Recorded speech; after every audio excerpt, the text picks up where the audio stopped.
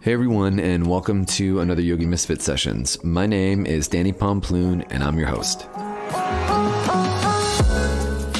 Welcome to session 77. Man, we are getting up there.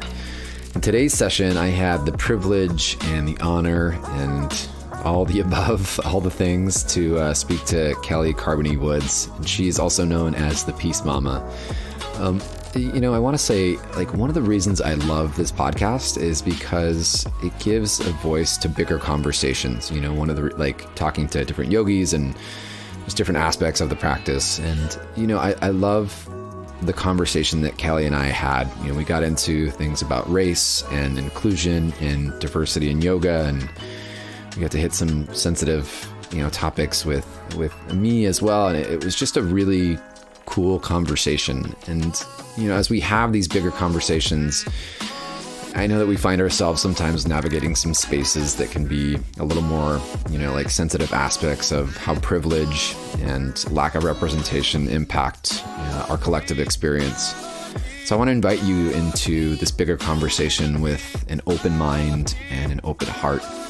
And I also want to just take this moment to thank Kelley for coming onto the show and for sharing her voice and touching me the way that she did.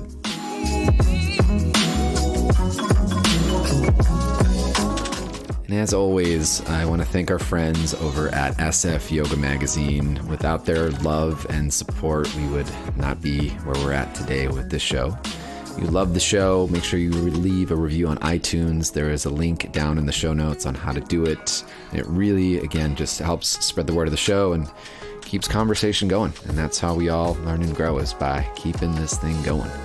Without further ado, here comes episode 77.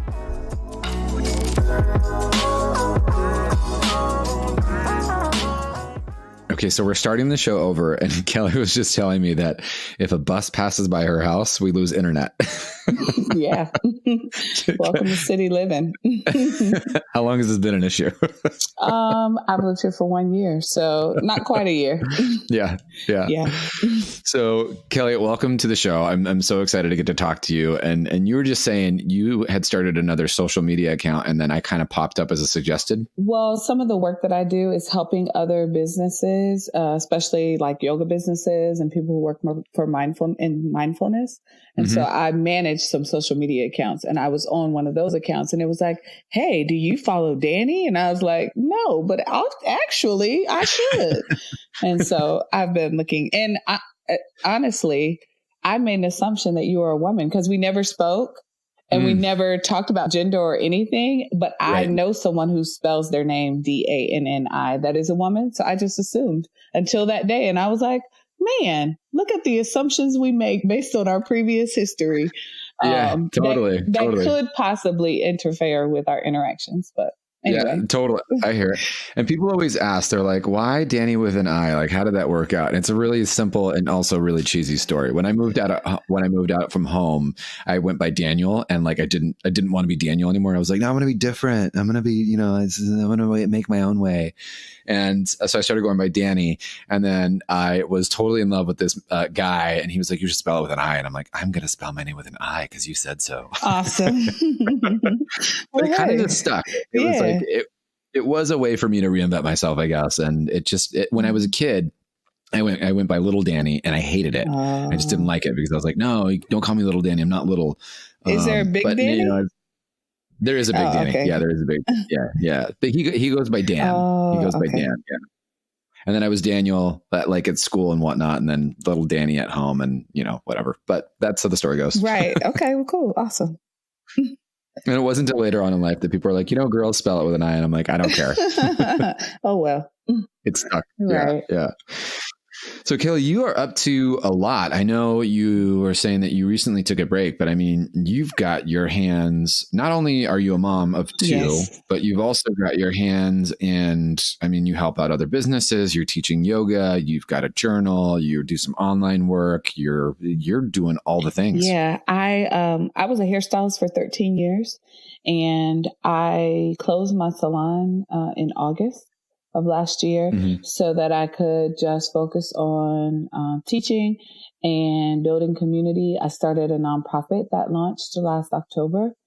And so just wanting to like focus on what it means to make the practice fully accessible to everyone, and be more involved in what that looks like here in my city, which is Charlotte, North Carolina. And so it's been good. As a person of color who does practice, obviously you're a teacher and whatnot. Why is it that you think it is so inaccessible or it's not accessible? I mean, obviously the way that it's marketed is to, skinny white girls on the cover of, Yoga Journal magazine. I think it's layered. So all of us have different things that like differences in body, differences in ability, age. When I think about myself and like where my work centers, when you're talking about people who work all day and then have children, there's the thing of like paying, like in my city, like $18 to $20 to drop into a class, but then paying a babysitter $15 to $20 an hour. So something that seems like what's $20 becomes $60 or $80 for somebody with children. That's pretty inaccessible to me on a weekly or daily basis, where before I had children, I was known to practice every single day. It wasn't that much to spend $100 or $200 on a membership to a studio for a month, but I can spread $200 really far in the grocery store for my children. And still, I'm going to practice. But if you already didn't have a practice or money is tight, I feel like yoga will be probably something that's cut. And also, I know for myself, in my lived experience, that yoga makes all the difference in how I show up as a mother, and also how I show up for myself or show up in community.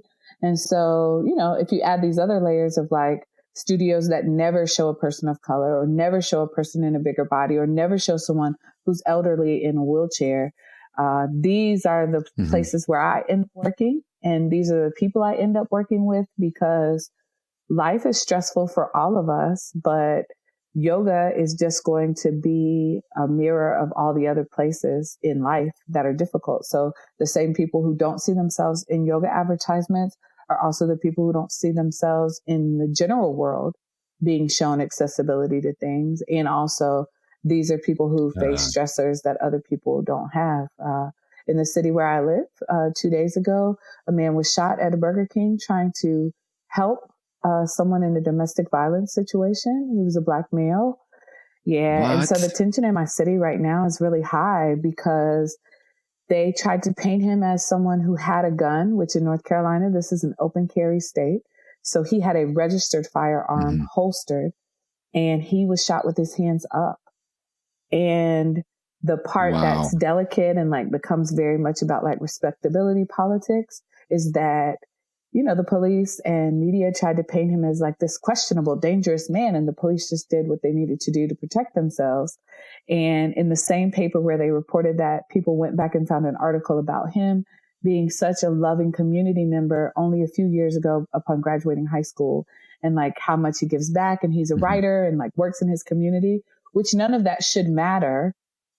But it does anger community that someone who was very loved and supported and a contributor in a quote unquote positive way now isn't here. And so there's just like a lot of questions. So I say that to say those types of stressors make yoga feel like it's not really that important. But research by people like Dr. Gail Parker, who's a yoga therapist out of Detroit, show that especially for people of color, as we navigate this space around police brutality and violence that is related to our race, yoga is essential if we're going to thrive and not be like held in these places of stress or feeling devalued or just scared to even send our children out into the world and into community. Like, we need yoga. So I feel called to make it accessible to everyone. But I think we all work in the spaces that connect to who we are and like what feels important to us. And I'm a person of color, so I feel like it's important for people of color to have access to yoga.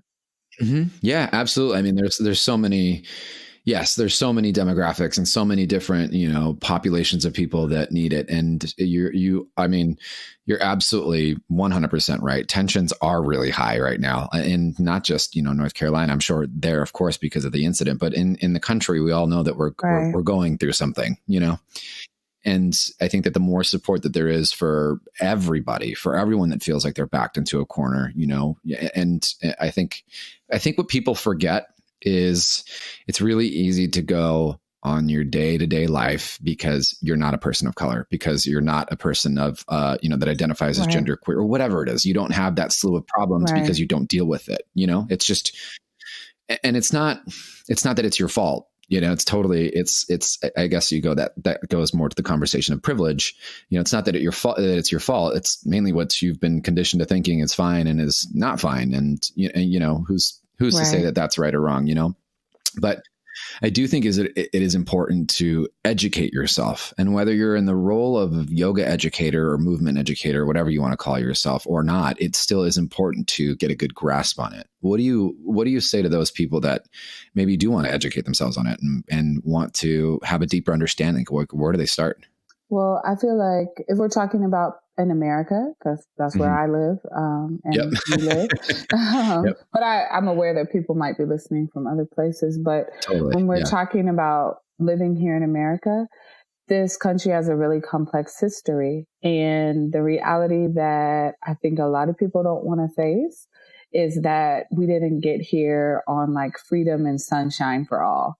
And so there has to be a very deep look, especially for people who make a living holding this type of sacred space. There has to be a deep look at your personal history. Mm-hmm. And so like this space of, I want to make yoga accessible and equitable for everyone. If you are not a person of color, and even if you are a person of color, getting a really full understanding of how you got to the place you are in the United States, whatever that is. And so like, if you are a white American, sometimes I'll have these conversations with people and they'll say like, well, my family never owned slaves. And because I love history, I know that to be true also. Most people did not own slaves. However, this notion of race and class is a part of all of our experiences, but the way we're taught through our public school education and even in private schools, but just the model of education here in the U.S. eliminates a true understanding of history for people. And so it makes it hard to conceptualize that something that happened in some families only 4 or 5 generations ago is still very much present in what's occurring now. I'm from North Carolina, but my mother is not. And my mother was born in the early 50s. I, in my family, am in the first generation of people not born under legalized segregation. So this is not a far away thing. But the way it's taught in school makes it seem like it's very far away. And so the conversations in my home about segregation and integration and race and Jim Crow are very different than the conversations that some people may be having, because my parents weren't waiting for school to teach me about what that was like. They were telling me exactly what it was like. And my 2 parents have very different experiences because my dad grew up in Ohio. So my dad always went to integrated schools, always lived in an integrated neighborhood. My mother never went to school with a white person until she was 15 years old. And so this notion that like even slavery is far away is not true in my own family, but the way it's taught in school makes it seem like it's far. And so like, I like to tell people that I was raised in the house with someone who was raised by someone born before the end of slavery. My grandmother was raised in a house with her grandmother, and her grandmother was born before the end of slavery. She was not enslaved, but she still lived during that time period. And so in the same way, like for you as a white person, wherever you're from, this legacy of white supremacy, which feeds all the other isms, capitalism, patriarchy, it's all fed by white supremacy. All of that plays a part in who you are, the levels of privilege that you have or don't have. And unless we're willing to look at that for ourselves and really like pull apart our personal histories, we can't all forge together to create something new, because you have people coming in with different levels of knowledge about privilege and about power. And it can feel very tender for you to be here that like, yes, I don't care how terrible your life is as a white person, whiteness still provides you with certain levels of safety that other people will never know, have never known in this country. And that can feel very much like a personal attack, when in reality, it's just the truth that all other POCs have.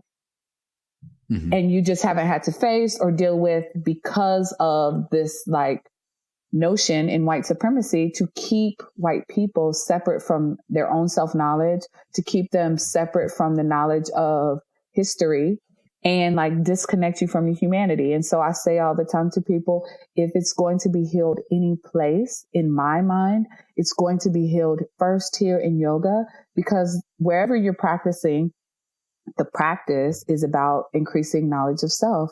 So it's like you're already doing self-study about your patterns and handstand and how you apply the yamas and the niyamas, and apply all of that to your whole personal history, going back from the time whatever relative you have stepped onto this continent.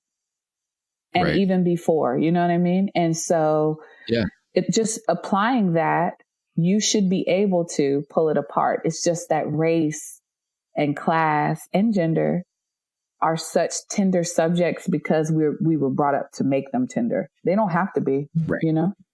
Right. Yeah. I mean, I completely, on so many, I wish you could see my head right now. I'm just like nodding my head like, yes. Yeah. Yep. That's true. Yep. On all the things, you know, but you're absolutely right. They don't have to be tender conversations. I think, you know, because of patriarchy, they have been made tender conversations because certain people decided that, you know, certain things weren't going to be allowed and certain people weren't going to be allowed and certain people couldn't commingle, even, which is absolutely, it blows my mind. It's 2019. And, you know, I mean, like you said, it wasn't that long ago, but I guess in my mind, I'm like, why does this stuff, you know, we can have a whole nother episode on that, but I think it is important to, you know, for the people that I recently had Marshawn Feltis on the show. I don't know if you heard that episode, but he is POC. We met before at the Black Yoga Teacher Alliance conference. Yeah.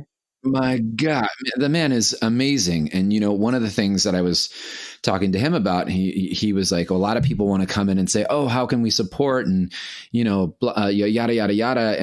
And their intentions are really good, you know, like same, you know, like the intention is really good, but you can't just go jumping into a community and start preaching, oh, happy thoughts and everything's going to be fine when you don't know the background of the community and when you don't know what they've had to deal with and when you don't know the dialogue and the language. Like there's almost, what did he call it? He called it the white savior complex, you know, where you go in and you try to like just save the day. And it almost kind of, I guess from my understanding, it just washes what really the reality of the situation. You know what I mean? But it's really educating yourself, like finding a true understanding as to why things are happening the way that they're happening. And, you know, really, let's talk about integrating the yoga in this is putting the judgment aside and just sitting as the observer for a minute, not trying to react and not trying to change and shift and do anything, but sitting and observing it, just taking it in for a minute. Yeah. So you're on I mean, thank you on so many points. I feel like everything that you just said needs to be heard loud and clear 10 times over and over again. You're on this mission, not only to help other people of colors, but I know you're helping also people with different body types. And, you know, you're saying you're helping people in wheelchairs.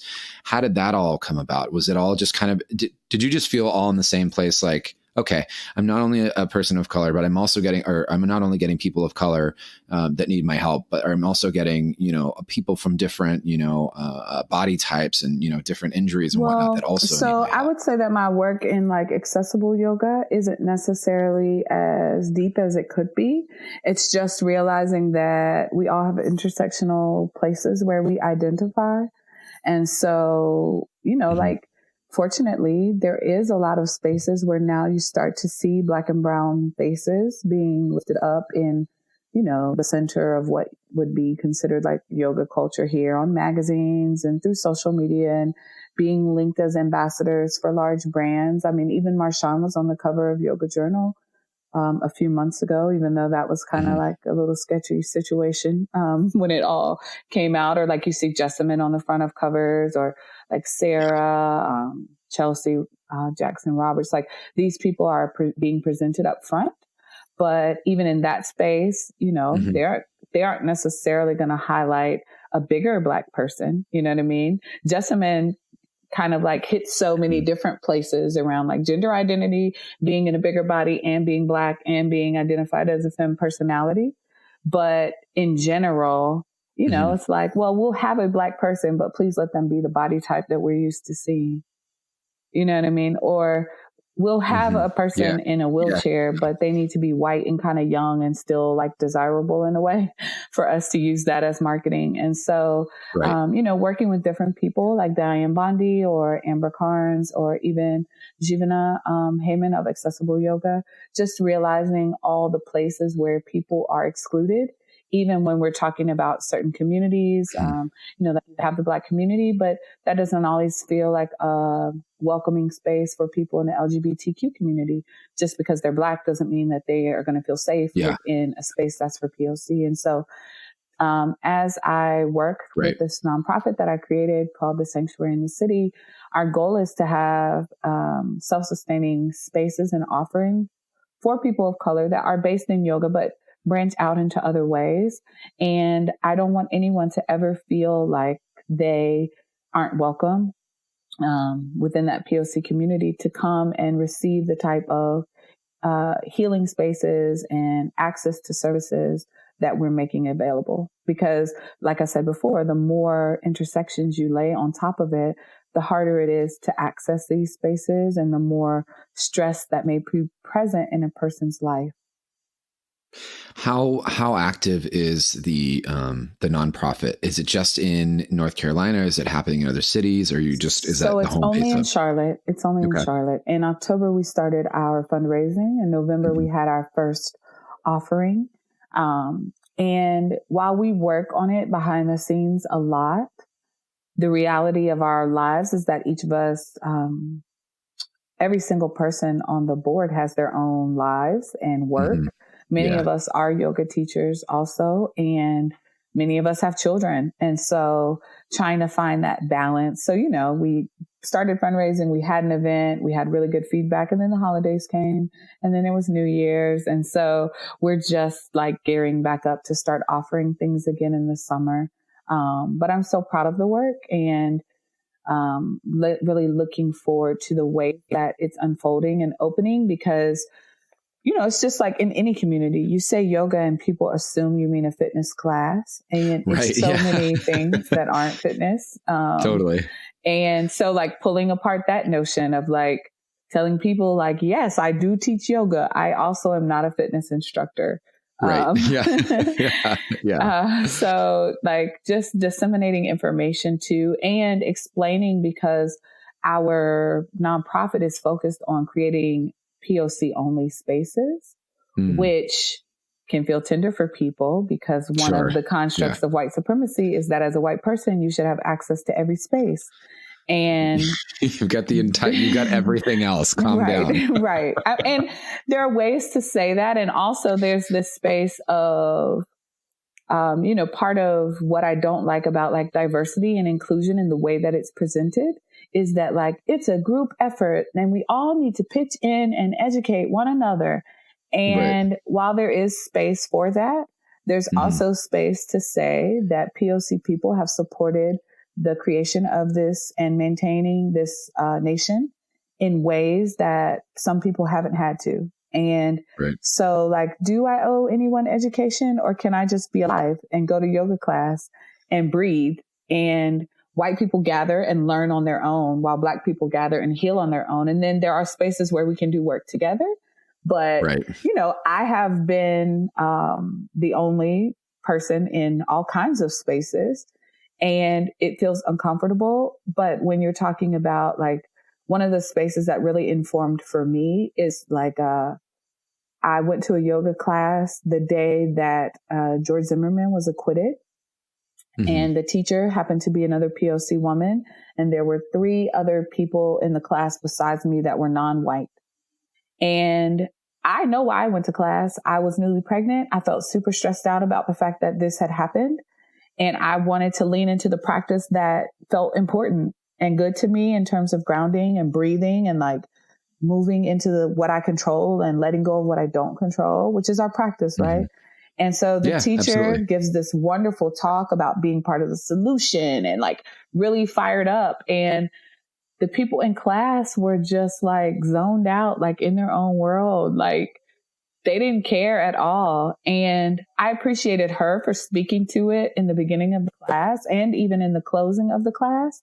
But that night I like was driving home thinking about how many other people of color potentially went to yoga all over the United States because they felt really stressed and the teacher said nothing and people acted like nothing had happened, and how harmful that must have felt, because it felt harmful to me that nobody else in the class seemed upset. And even but the teacher was upset. And so that made me feel seen. But if you had normally taught at that time, or it was just your normal time to go to class, how triggering that might have been. And so I mentioned Dr. Gail Parker before, but I met her at the same place I met Marshawn at the Black Yoga Teacher Alliance Conference.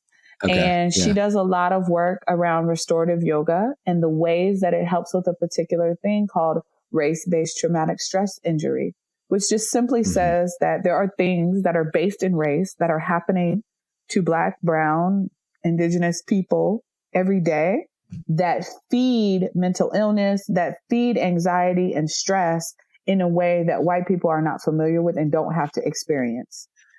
And so she believes, and because I've taken workshops from her and trainings for her, I believe restorative yoga helps to reset the parasympathetic nervous system so that we're not in this survival mode all the time based on what we're seeing, based on what we're hearing, based on what's being said to us. And in yoga spaces, it's very interesting when I begin to speak about race or when I see other people speak about race, because it can be really harmful. The responses that these esteemed and respected teachers will have to being called out on their privilege or being asked to examine why they are centering a certain thing. And so I can only imagine how those biases and blind spots show up in teaching spaces and the amount of people who may not even realize how they've been harmed in practice. And so for me, that space is necessary for Black and Brown people to be able to talk about some things that feel tender that really we shouldn't have to discuss in front of white people. And, you know, as a mother, that comes up for me when I offer mothering. We all have fears as parents that our children will not make it to adulthood, whether we want to admit it or not. The reasons why that might happen to my sons is very different than it might be for some of my white mother sisters, you know? Yeah, all of our kids could get sick. Any of our children could be harmed by some sort of violence. Also, they don't have to be concerned about a neighbor murdering their children and getting away with it and still being alive and like thriving somewhere. They don't have to worry about that. And so that adds a different kind of stress. And, you know, in maternal health and birth, the United States has a very high rate of mortality for Black and Brown mothers and babies, 3 times that of white mothers and 3 times that of white babies. And they can't figure out why. The only thing that makes a difference is once they have access to Black birth workers and Black physicians and nurses. And so that says to me that race plays a part because you're saying just by giving them practitioners who look like them, their chances of survival are higher. And I'm not saying that these nurses and doctors are maliciously going in, but that bias, it rests in our DNA because it's been a part of our lives for such a long time. Exactly. Yeah, it's trauma. And I think what people forget, like, let's demystify this right now. Somatic trauma doesn't necessarily show up as someone, you know, you got a bruise on you or whatever. Somatic trauma can be from words. You can measure this stuff. This is real science. It could be from words that words, you know, when people says like, oh, I'm feeling that person's vibe, or I'm not feeling that person's vibe. It is literally your fat cells talking to someone else's fat cells, people. That's exactly what's happening. Your magnetic pulse from your heart is filtered through these fat cells, and you're literally picking up other people's vibes. Thus, when you speak, and we all know words have vibrational power, they can change molecular structure of water. There's that one science experiment that I talk about all the time on the show. But trauma can show up like that somatically. In your physical body, it can show up just by speaking to yourself in a certain way. And I think people forget that because they think, oh, that's woo-woo. And that's like, oh, no, it's actually science. You can actually go out and this is a measurable thing. But, also what I realize is that people want to be a good person. Everyone wants to feel like a good person. So to say or to admit that, yes, I am walking around with implicit bias and that implicit bias has harmed others feels hard for people to accept and pull into their body. And at the same time, we are experiencing a shift in culture around othered populations being tired of being ignored, being tired of being eliminated from spaces. And they are speaking up and asking, not necessarily for inclusion or diversity, because you'll never hear me ask for that, but asking for equitable access to resources. Because like Marshawn was saying, no one is asking white yoga teachers to come into Black communities and save Black youth. There are plenty of Black yoga teachers in the United States. There's even a movie available on YouTube that talks about the history of the Black yogi in America. Black people have been practicing yoga, some would say, since before it was in India, in ancient Egypt. There's evidence of that. But this culture that we live in, unfortunately for everyone, centers whiteness in a way that is unhealthy. And so it even traumatizes white people, and they don't they aren't in the realization of it. And so it feels really harsh for people to say you need to look at your own history, or this country's not as great as you think it is, because every single thing about our education and socialization says America is the center of everything good. The rest of the world does it all wrong and we do it all right. And it's okay to say I'm an American. I don't wish to be a citizen of another country. And also that puts me in the position to be highly critical of the way our country is run, of the way people live within our country, and the way that people have access, because I'm a citizen here. I can actually trace the history of my family back before 1800s into being here in this country. So if anybody's a citizen and has the right to make some fuss about what's happening, it should be people like that. But that's not the way we center everything. And I think if white people are willing to deconstruct the notion of whiteness, which is false, it's a false, it's not a real thing. Race isn't real. I agree that race isn't real, but racism is real, and it affects people's daily lives. Right. It's alive. It's alive and well. Since it affects people's lived experience, Black and white people, we have to be in the business of pulling it apart. However, deconstructing white supremacy is really the job of white people. And when I say that, it's very unpopular. I apologize if you get a lot of angry comments about it in advance. And also, I'm not sorry. It's not the job of Black people to put white supremacy to bed, because we didn't create it. We've learned to thrive inside of it. The fact that Black people still exist in this part of the world, the northern and the southern hemispheres, is incredible, because everything has been done to eliminate us since slavery ended. However, we're still here because we're a strong group of people, just like any other indigenous population. However, this construct of television shows that children are exposed to, all the Black people could stop letting their children watch television. And still, if all of the white parents support places like Disney and Nickelodeon that center whiteness and ableness and thinness, is still going to thrive. It's going to take white people saying I don't want my children to condition to think that everyone must be cisgendered, heterosexual, thin and white and in an able body. I don't want that for my children. And them making a fuss about it for it to actually shift in culture. And so, the same is true for yoga. It's if you're a teacher or a practitioner, a person who has a regular practice, you need to be asking, why does everybody look exactly the same here? Why are there no teachers of color? Why are there no fat teachers? Why are there no classes for people in wheelchairs or who have limited mobility? Why are there no places for parents to come and bring their children to witness the practice? And that same thinking could be applied to every single thing. The play groups that your children are in, the schools that you've gone to and that your children go to, the neighborhoods that you live in. Like, who is missing and why are they missing? And what am I doing to contribute to that? I have the answer to that because it's easier not to. Well, of course. It's, you know what I'm saying? Of Yeah. course. Like, there's so many, so many good points here. I feel like we should start a separate podcast.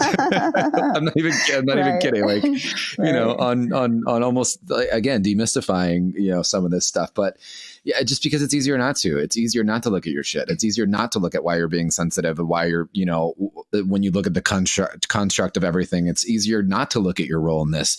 It's easier not to do the practice. Right. You know what I mean? Right. Like if we're bringing it all down, it's easier not to show up. It's easier not to look at any of all of it, all the above. It's easier to just sit back. Right. You know, at the end of the day, it's work. And I think what, you know, one of the things that you were saying is, you know, whatever part you play in this, like you get the choice to show up and do the work or to not do the work. And when you don't do the work, you're not only hurting yourself, you're hurting everybody, literally everybody, by not doing this work. Right.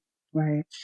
But that's why I say that if it's going to happen anywhere, it's going to happen here in yoga, because isn't that the charge, to be able to sit in our discomfort and look around and decide what to keep and what to let go of. And so, you know, and to get these tools to be able to do that more effectively. Right. And there are times when I like look at what's happening just in yoga and I feel so inspired that we are at a place, a precipice of change and narrative changing.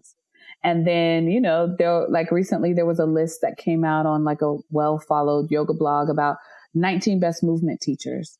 And they were called out because they only had one person of color and one queer person on the whole list, no people in other bodies.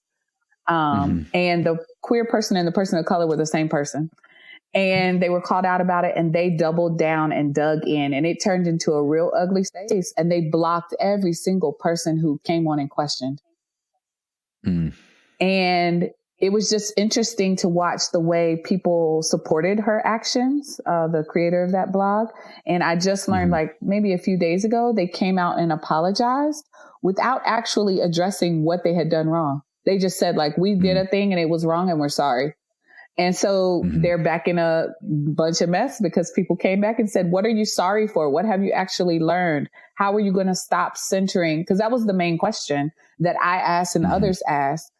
Why are you centering whiteness? Because on their whole timeline, they didn't have a Black person on there all the way back to 2014. So it's not surprising. Ever. No, not on their whole timeline. So it wasn't surprising that they didn't have any person of color on their list, but their initial response was, well, tell us who to have on the list. And it's like, well, no, you're saying that this is your work and your job. You look it up. You look it up. Like, you figure it out. Right. But there was just this space of people calling that divisive and attacking. And I felt good about it, though, because some of the people on the list who are well respected and who deserve to be on a list said, yeah, this doesn't feel good that we're centering whiteness. And so some of them have had some awakenings for themselves. And I'm like, if one person wakes up, if one white person wakes up from me saying, why is whiteness centered here? My work for the day is done, because it's not actually my work to educate white people. My work for the day is done because it needs to be said. And, you know, it makes me unpopular. Sometimes my inbox is not that friendly. Sometimes I'm deleting comments off of my blog space and pictures of my children. But, you know, it's just that it's just, I'm laughing with you, Kelley, because I'm laughing with you because I just imagine you just like kind of walking by and just like setting a little something. There you go. I literally just asked on that post. I literally said, because Amber Carnes is the person who pulled it to my attention. And she and I actually went back and forth for a couple of days about like, should we say something? Or should we let it go? And Amber, I love because she has a huge audience and she says unpopular things. And sometimes people unfollow and unsubscribe and tell her how they really feel. And still she's connected to holding the space that like white voices don't need to be centered. And so she made the comment and she tagged me in it. And I came on and said, I'm not surprised. I just scrolled all the way back to 2014. I don't see one brown face. So it's not surprising to me. And the creator, while there were many white people who came in and called them, they would not answer the questions of any person of color on the thread. And then they began to delete the people of color and block them from the thread. And so it was very much like, well, look at how white fragility feeds white supremacy when all this person had to do was say, oh, snap, my timeline doesn't have any people of color. Why is that? What have I believed about the world and yoga and specifically? What have I believed about yoga specifically that has made it so that I've never even sought out a person of color for one of these nifty little handstand pictures? You know, because surely there are pictures of Black people doing handstands on the internet. Right. I mean, and the notion that it was too much work for them to do that others should educate them on that was just, it's sad and also so hilarious in a very sick and dry sense of humor way of like, are we serious in 2019? You can't find one brown person to put on your timeline. I mean, you heard what I said earlier. I said, it is 2019. Come on. If me walking down the street holding my boyfriend's hand makes you uncomfortable, I'm done. I can't do it. I can't. Right. I can't. Right. Oh, man. Right. Kelley, we really do need to start. We're starting a new podcast. Yeah. Okay. What are we going to call it? Yoga and race. Ooh, that'll be a lit class. But we have to hire somebody. We have to hire somebody to only send us the positive emails, like a person who can just read all the filth that's going to come and just send us the things that are encouraging. You know what? Bad press is good press. It's press. Right. You know, I know, but I'll just tell you energetically, dealing with people. I was in Mantra Magazine 2 years ago, and I only answered the questions that Miranda Pleasant's team sent. And the question was, what keeps you awake at night? And I said, what keeps me awake is that Black and brown people are still being murdered in the United States and nothing is being done about it. And that I'll have to explain that to my children one day. The amount of garbage that came my way. Yeah. It was ridiculous. I didn't even mention white supremacy. And they were like, you hate white people. And I'm like, I don't hate any people. Also, my practice asked me to hold myself accountable for my patterns, which puts me in a position to hold other people accountable. And I think that most people can say when we're talking about the safety of our children, just on a base level, every mother or father, parent, caregiver should be guaranteed that the safety and protection of their children is a priority to the country where they're citizens or not citizens, as well as to just their community in general. And I say it all the time. I don't know when you grew up. I grew up in the 80s. And children were being kidnapped off of playgrounds, white children primarily. And what happened? We had a whole show, America's Most Wanted, where they tracked down kidnappers and people who harm children.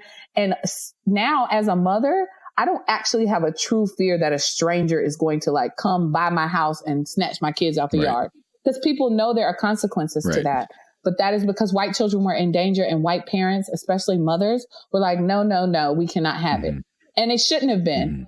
But if there was the same voice around violence, especially police brutality in direction to children, so many things would be different. What would have happened if mothers had taken to the streets when Trayvon Martin had been murdered in his own neighborhood by a vigilante? This would have ended so much differently and would have meant so much for unifying. Because, you know, people love to talk about unity. Let's meet on the bridge. Let's work together. And it's like, you got to be willing to give up some of your power and your privilege in an equitable way and use your voice to help the people whose voices are being ignored. And, you know, Black mothers in particular, like they need white mothers to wake up to the ways that, like, if your children are still watching Pocahontas movies, this movie is dangerous to the notion of indigenous people in this country. She was 13 years old when she was taken away from her home to be the wife of a grown man in another country. Like, that movie makes it seem like a love affair, but she was 13. Right. He was an adult. Are you really, we're really like still showing this movie to children? And like, that's just one small way of like, investigate as parents, but even as just people, what media are you consuming and what narrative does it still feed? There's something. And like, if you step away from that, like that can change your whole perspective on how you're interacting with people in regular life, especially as a yoga teacher. There was something that you said about the fragility that really, it struck a chord, to me again. I'll never know what it's like to be, a Black person. I can maybe to an extent, being half Mexican, and half, American as well. But knowing that I identify as a queer person, there was recently I saw this on, it was on Facebook. There's always something on your feed that's coming up. It's like, it was like a BuzzFeed thing. And it was 15 things that queer people or LGBTQ, I forget the way they worded it. Right. And it said 15 things that, whatever the community word that they used, are afraid to do that straight people can. And so it obviously, as a queer person, I was like, what is this? Like what, of course I want to read this. And I'm actually getting, oh my God, I'm getting chills as I'm telling you this. It was 15 different, it said holding hands with my partner, the first thing. Right. And then it was two queer men who had gotten beaten to death. And it was somewhere, I forget where, in like the Midwest or whatever. And number two was holding hands with my partner. And it was like another picture of a queer couple. And it was also, someone that had gotten beaten up. And it was number 3. And it was like holding hands with my partner. And it went down to like, oh my gosh, excuse me. Anyway, it went down to like 15.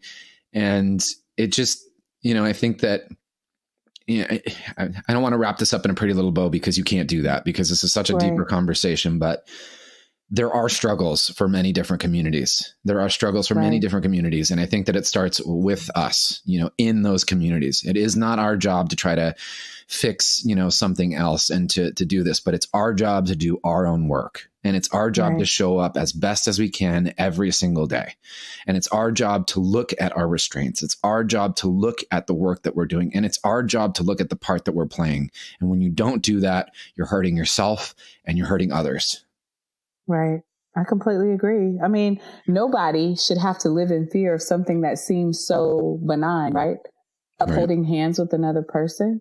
Like, you shouldn't have to live in fear of doing that because if you love a person, you should be able to hold their hands. But that's a very real fear. That many heterosexual people never have to consider. Like, they never have to consider what that looks like.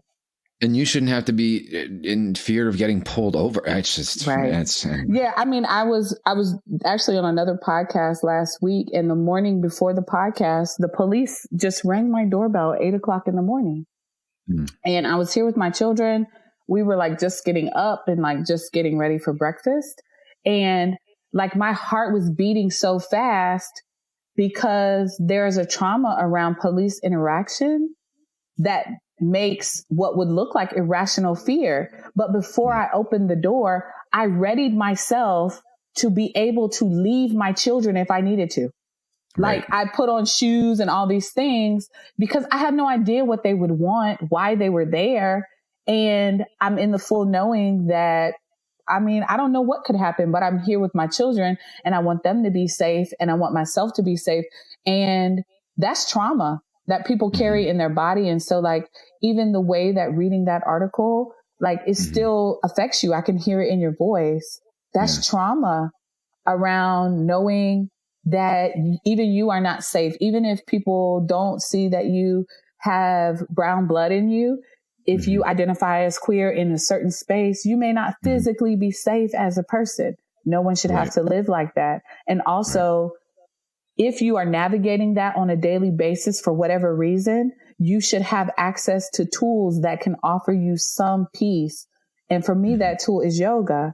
And so it informs my work every single day because I don't want people to be in the world working through these systems as we dismantle them and not have access to tools. And so I'm committed to making sure that as many people as possible that feel othered or eliminated from a space or ignored in a space have spaces and have access and aren't suffering. That's the point of the practice, right? To end suffering. I think you're doing a beautiful job at it. And I think, to your point earlier, listen, like I want to bring people on the show that want to say something and, whatever, everyone's got to have an opinion, and I'm not trying to make everyone happy, and you shouldn't try to make everyone. Well, that's not our job. Right. Our job is to really do what we do best. And that is our work. And I think that my dear, I'll call you my friend now. Right. I think that we are showing up and doing our work and providing this. And Kelley, I can't thank you enough for your time today and for coming on the show. And I get it. Sometimes it's hard to have these conversations, and I know we get to hear the backlash if it happens, right. But I think it's important. You can call me. We'll laugh and read the ugly comments together. Yeah, totally. Yeah. Kelley, thank you again so much for taking the time to come on the show today. I really appreciate everything you had to say, as I'm sure our listeners will as well. And until the next Yogi Misfit session, this is Kelley and Danny saying peace out. Yes, peace.